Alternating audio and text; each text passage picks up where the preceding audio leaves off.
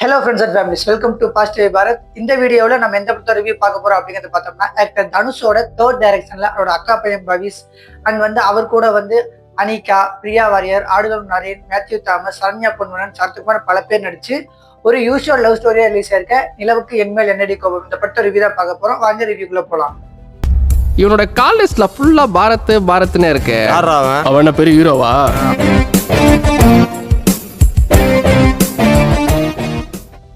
நிலவுக்கு என்மேல் என்னடி கோபம் இந்த படத்தோட கதை என்ன, பிளாட் என்ன அப்படிங்கிறத பார்த்தோம்னா, படத்தோட ஓப்பனிங்லேயே பவிஸுக்கும் அனிகாவும் பிரேக்கப் ஆயிருது, லவ் ஃபெயிலியர் ஆயிருது. அது எதனால அப்படிங்கிறத ஃபிளாஷ்பேக்ல போக பார்க்கலாம். பட் ஸ்டார்டிங்லேயே பிரேக்கப் ஆகி லவ் ஃபெயிலியர் சாங்கெல்லாம் போட்டு நல்லா ஃபீலிங் பண்ணி வந்துற போது அவங்களோட அம்மா அப்பாவான சரண்யா பொன்வனும் ஆடுதல் நிறைய ஓகே நம்ம பையனை கால் கட்டு போட்டால சரியாயிரும் அப்படின்ற ஒரு நம்பிக்கையில ஒரு பொண்ணு பார்க்க போறாங்க. ஆஸ் யூஸ்வல் ஹீரோ வேணான்னு சொல்ல, அது பேரண்ட்ஸ் சம்மதிக்க அது இதுன்னு தர ரெடியா போகுது, எல்லாமே யூஸ்வல் தான். அதுக்கப்புறம் பொண்ணு பார்க்கறதுல போய் பார்த்தா பிரியா வாரியர் யாருன்னு பார்த்தா பவிஸ் கூட இதுக்கு முன்னாடி ஸ்கூல்ல படிச்சவங்க. நீ எங்கடி இங்க அப்படிங்கிற மாதிரி ரெண்டு பேரும் பார்த்து ஷாக்காக, அதை பார்த்து கூட இருக்க எல்லாருமே, அதாவது ஹீரோட அம்மா அப்பா, ஹீரோட அப்பா எல்லாருமே ஷாக் ஆகுறாங்க. அதுக்கப்புறம் அவங்க ரெண்டு பேரும் பேசிக்கிறாங்க. ஓகே, நம்ம ரெண்டு பேரும் என்னதான் ஸ்கூல்ல படிச்சிருந்தாலுமே இப்போ நம்ம பேசி பழகி நமக்குள்ள எப்படி ஒத்து வருது அப்படிங்கிறத பார்த்ததுக்கு அப்புறம் தான் நம்ம மேரேஜ் பண்ணிக்க முடியும், சின்ன பழகலாம் அப்படின்னு முடிவு எடுக்கிறாங்க. அது முடிவு எடுத்ததுக்கு அப்புறம் அவங்க பேரண்ட்ஸ் கிட்ட கேட்க, அவங்களுமே அப்படி இப்படின்னு பேசிட்டு அதுக்கப்புறம் சரி ஓகே நீங்க 1 வீக் பேசி பழகுங்க, அதுக்கப்புறம் எதாவது இருந்தாலும் அடுத்த நான் போவோம் அப்படின்னு சொல்றாங்க. அதனால 2 பேரும் பேசி பழக முடிவு எடுக்கும் போது அந்த 1 வீக் கேப்ல பவிஸோட எக்ஸ் லவர் அனிகாவுக்கு மேரேஜ் அப்படிங்கிற இன்விடேஷன் வருது. அதுக்கப்புறம் அவரோட பிளாஷ்பேக் கதையை ஸ்டார்ட் பண்றாரு. பிளாஷ்பேக் கதை என்ன அப்படிங்கிறத பார்த்தோம்னா, பிளாஷ்பேக் ஸ்டார்டிங்லேயே ஓவராலா எல்லா தமிழ் சினிமாவிலேயும் யூஷுவல் ஒரு பிளாஷ்பேக் லவ் ஸ்டோரி தான். என்ன அப்படிங்கிறத பார்த்தோம்னா, மிடில் கிளாஸ் சமையல்காரனா இருக்கிற ஹீரோ, பணக்காரனா இருக்க ஹீரோயினி, பணக்காரனோட ஹீரோயினி இருக்கிற அப்பாவுக்கு எப்படி மிடில் கிளாஸ் பையனை பிடிக்கும், ஸோ பிடிக்கல, அவங்களோட லவ்வை எதிர்க்கிறாங்க. 2 பேருக்கு சின்ன சின்ன ஊழல், சின்ன சண்டையெல்லாம் வருது.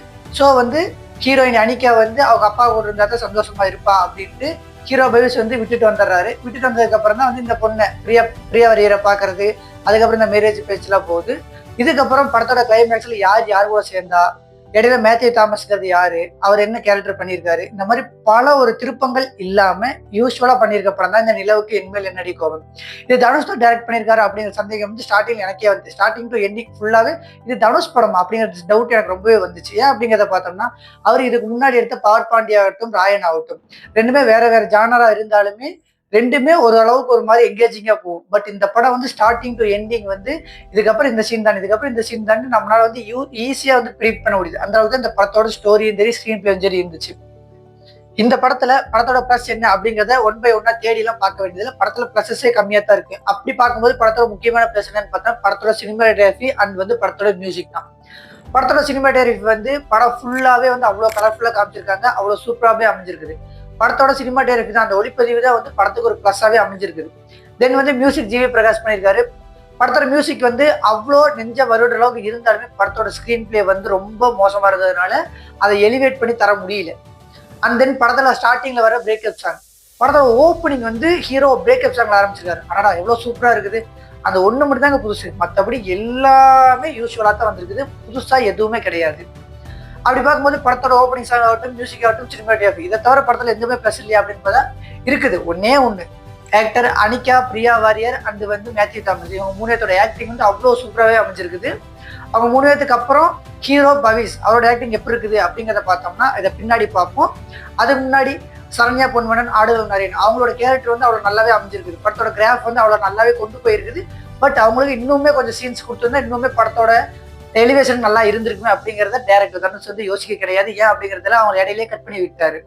சரத்குமாருக்கும் கேரக்டர் நல்லா இருந்தாலுமே அவரோட கேரக்டர் அந்த அளவுக்கு தான் யூஸ் பண்ணிக்க முடியும். 2 சீன் தான் வராது, அவ்வளவுதான் யூஸ் பண்ணிக்க முடியும். ஓகே, ஏன்னா படத்துல இத்தனை பேர் நல்லா நடிச்சிருக்காங்கன்னு சொல்றியே, டாக்டர் தனுஷோட அக்கா பையன் பவிஸ் எப்படி நடிச்சிருக்காரு அப்படின்னு நீங்க கேட்கறது எனக்கு தெளிவா தெரியுது. அதான் சொல்ல போறேன். அதாவது இந்த படத்துல தனுஷ் நடிச்சிருந்தா எப்படி இருந்திருக்குமோ அதை கொஞ்சம் கூட மாறாம ஈயடிச்சாங்காப்பி மாதிரி இமிட்டேட் பண்ணி அழகா தனுஷ் மாதிரி நடிச்சிருக்காரு. பட் தத்ரூபமா தான் வரல. அதாவது இந்த சீனுக்கு நீங்க நடிச்சு எப்படி இருக்குங்க மாமா அப்படின்னு தனுஷிட்ட கேட்டு, தனுஷை நடிக்க சொல்லி கேட்டு, அப்படியே பார்த்து ஓகே இப்படியா, ஓகே மாமா நடிச்சிடறேன் அப்படின்னு சொல்லிட்டு போய் அப்படியே தனுஷ் மாதிரி இமிட்டேட் பண்ணிட்டு உட்காந்துருக்காரு. அப்படிதான் சொல்லணும். படத்துல எக்ஸ்பிரஷன் ஆகட்டும், எமோஷன் ஆகட்டும், காமெடி ஆகட்டும், எதுவுமே அவர் மூஞ்சில புதுசா எதுவுமே தெரியல. எல்லாமே தனுஷ் இமிட்டேட் பண்ண மாதிரி தான் ஃபுல் அண்ட் ஃபுல் தெரியுது. அண்ட் தென் படத்தோட கிளைமேக்ஸ் வர ட்விஸ்ட்னு அவங்க சொல்லி வச்சிருக்காங்க. அதாவது பார்ட் 2 லீடுன்னு சொல்லி கொடுத்துருக்காங்க. பட் அது வந்து ஆர்டிஃபிஷியலாக தான் அமைஞ்சிருக்கே தவிர படத்துல ஸ்டார்டிங் டு எண்டிங் வரைக்கும் எல்லாமே யூஸ்ஃபுல்லாக போயிட்டு திடீர்னு அன்யூஸ்வலாகவும் நடக்கும்போது அது ஆர்டிஃபிஷியலாகவும் இருக்கும்போது கொஞ்சம் கூட ஒட்டல. படத்துல மைனஸ் நிறைய இருக்குது. படத்துல முக்கியமான மைனஸ் என்னன்னு பார்த்தோம்னா ஆக்டர் பவிஷோட ஆக்டிங் தான் சொல்லி ஆகணும். அதுக்கப்புறமே படத்தோட ஸ்கிரீன் பிளே வந்து சீன் பை சீன் ஒவ்வொரு சீனுமே இதுக்கப்புறம் இந்த சீன் அதுக்கப்புறம் இந்த சீன் தான் எல்லாமே கன்ஃபார்மாக நமக்கு தெரிஞ்சிடும். அதாவது இந்த படத்தை நம்ம மட்டும் இல்லை, நம்ம சினிமா ரசிகர்களா இல்லாம புதுசா ஒரு படம் பார்க்க போனா கூட இதுக்கப்புறம் இந்த சீன் தான் வரும் அப்படின்னு அவங்களே ப்ரெடிக்ட் பண்ற அளவுக்கு தான் இந்த படத்தோட சீன் பை சீன் அமைஞ்சிருக்குது. இந்த படத்துல வந்து மேத்யூ தாமஸ் அவரோட கேரக்டர் வந்து ரொம்பவே வேஸ்ட் பண்ணிருக்காங்க தான் சொல்லி ஆகணும். அங்கங்க சிரிப்பு காமிச்சாலுமே ஹீரோவோட ஃப்ரெண்டா வர மேத்யூ தாமஸ் வந்து அங்கங்க சிரிப்பு காமிச்சாலுமே ஓவராலா படத்துல வந்து அவரை வேஸ்ட் பண்ணிருக்காங்க தான் சொல்லி ஆகணும். அந்த வந்து படத்தோட முக்கியமான இன்னொரு மைனஸ் என்னன்னு பார்த்தோம்னா படத்துல நடிச்சிருக்க இந்த 6 கேரக்டரோட எல்லா கேரக்டரைசேஷனுமே நல்லா இருந்தாலுமே இவங்களுக்கு மேரேஜ் அப்படிங்கிற ஒவ்வொரு சீன் வரும்போதுமே இன்னும் ஸ்கூல் பையமா இருக்காங்க, இவங்களுக்கு மேரேஜ் ஒருவேளை குழந்தை திருமணம் பண்றாங்களோ அப்படின்ட்டு புதுசா திடீர்னு பார்க்கும்போது நமக்கு தோணுது. அது ஏன்னு தெரியல. இல்லை அந்த அனிகாவாகட்டும் பிரியாவாகட்டும் எல்லாமே ஸ்கூல் போர்ஷன்ல நிறைய படத்துல நடிச்சுட்டு இந்த படத்துல ஹீரோயினே நடிக்கும் போது நமக்கு பாக்குறதுக்கு அவங்களோட கேரக்டர் ஆகட்டும் அவங்களோட கெட்டப் ஆகட்டும் எல்லாமே வந்து ஸ்கூல் பசங்க கல்யாணம் பண்ணிக்கிற மாதிரியே இருக்குது அப்படிங்கிற மாதிரி தான் இருக்குது.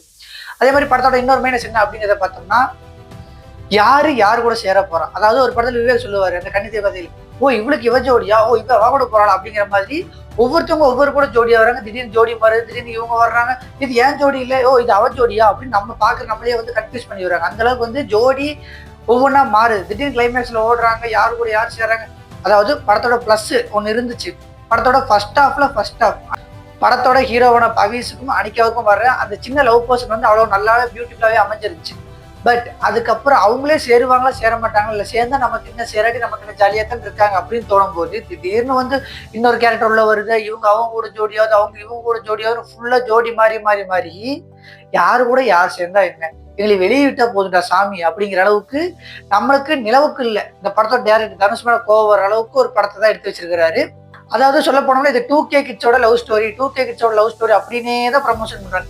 2K கிட்ஸோட லவ் ஸ்டோரினா என்ன அப்படின்னு எனக்கு சத்தியமா புரியல. அதாவது இன்ஸ்டாகிராம்லயும் சோசியல் மீடியாலையும் பார்த்துட்டு 2K கிட்ஸ்னா வந்து இப்படிதான் லவ் பண்ணுவாங்க, இப்படிதான் இருப்பாங்க, நிறைய பேர் நிறைய விதமா வியூகம் பண்ணிக்கிறாங்க. பட் அதான் கிடையாது. லவ்ங்கிறது எப்பவுமே ஒண்ணுதான், ஒரே மாதிரிதான் இருக்கும். காதல்ங்கிறது ஒண்ணுதான். அதாவது சோசியல் மீடியாவை பார்த்து 2K கிட்ஸ்னா இப்படிதான் லவ் பண்ணுவாங்க, இப்படிதான் இருப்பாங்கன்ட்டு பாக்குறது எல்லாமே போய். அதாவது காத்துல இறங்கி பாருங்க. 2K கிட்ஸுங்கிறது இப்படி கிடையாது. அவங்களுமே 90 கிட்ஸ் மாதிரி வந்து லவ் சொல்றதுக்கு தயங்கிட்டு, லவ் பண்றதுக்கு தயங்கிட்டு, எல்லா சைனஸையும் உள்ள வச்சுக்கிட்டு எல்லாமே பண்றாங்க. நீங்க ஏன் வந்து சோசியல் மீடியாவை பார்த்து 2K கிட்ஸ்னா இப்படிதான் இருக்காங்க, இப்படிதான் லவ் பண்ணுவாங்க அப்படின்ற ஒரு படத்தை எடுக்கிறீங்கன்னு எனக்கு தெரிய மாட்டேங்குது. படத்துல என்னதான் வந்து இவ்வளவு மைனஸ் இருந்தாலுமே அதை பொறுத்துட்டு படம் பார்த்த எனக்கு வந்து கிளைமேக்ஸ்ல ட்விஸ்ட்ங்கிற பேர்ல ஒன்று வச்சிருந்தாங்க. அதுதான் ரொம்பவே காண்டாச்சு. அது என்ன அப்படிங்கிறத பார்த்தோம்னா நீட் பார்ட் 2, அதாவது நிலவுக்கு என்மேல் என்னடி கோபம் பார்ட் 2க்கு லீடு வச்சு அதை ஆர்டிபிஷியலா வச்சு போட்டு கழுத்தறுத்து நம்மளை வெளியே தட்டி விடுறாங்க. வெளியே வரும்போது ஒருவேளை ஒரு சீனு கூட ஞாபகமே இல்லை. இந்த சீனுக்கு அப்புறம் இந்த சீன் வந்துச்சா, இப்படி ஒரு சீன் வந்துச்சா அப்படிங்கிற அளவுக்கு தான் படத்தோட ஸ்கிரீன் பிளே அமைஞ்சிருக்குது.